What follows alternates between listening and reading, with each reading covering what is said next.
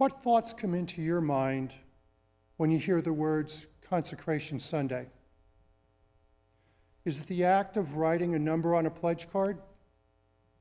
Is it just another fundraising event? I believe that it is much more than that. I focus on the word consecration. To consecrate means to dedicate to something of great importance.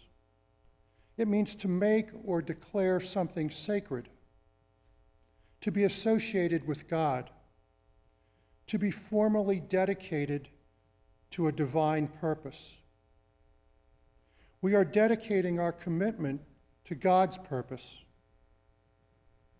So I do not view Consecration Sunday as merely keeping the lights on.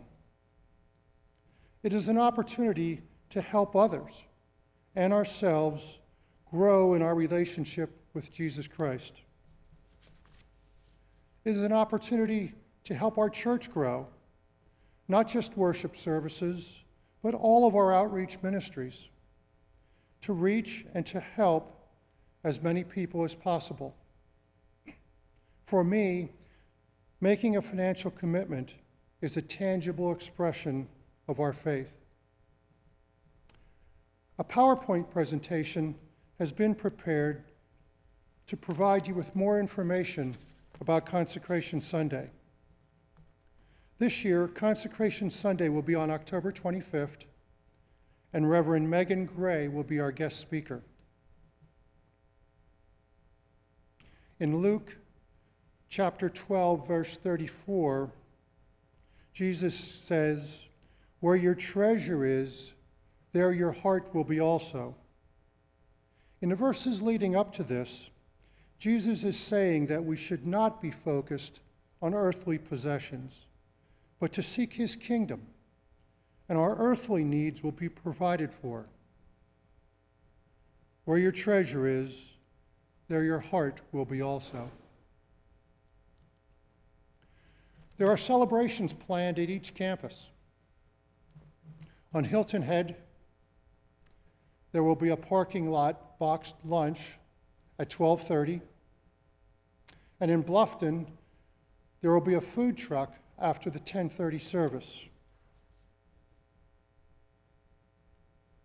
The next slide you will see will probably be very familiar to you.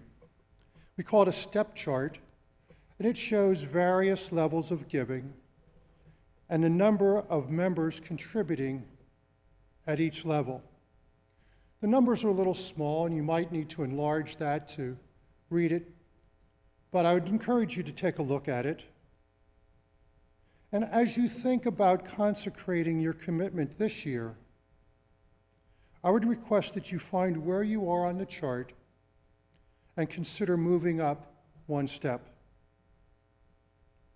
There's also another chart that's been prepared, and that shows various levels of income down the left side of the chart. And if you go down the left side until you find your level of income, you can read across to the right until you see your level of giving. And if you follow that column up, you will see the percentage that that represents of your income. Again, there will be celebrations at our campuses, and we ask that you respond to standrewbythesea.com and indicate which campus you will be at and how many people will be attending. And the question that should be on our mind is, what percentage of our income is God calling each of us to give? You will receive an estimate of giving card in the mail, and there will also be instructions if you want to make your commitment online. As you prayerfully consider your estimate of giving, I would encourage you not just to write down a number, but to consecrate your gift to God. I will leave you with words that Paul wrote in his second letter to the Corinthians. Each of you should give what you have decided in your heart to give, not reluctantly or under compulsion, for God loves a cheerful giver.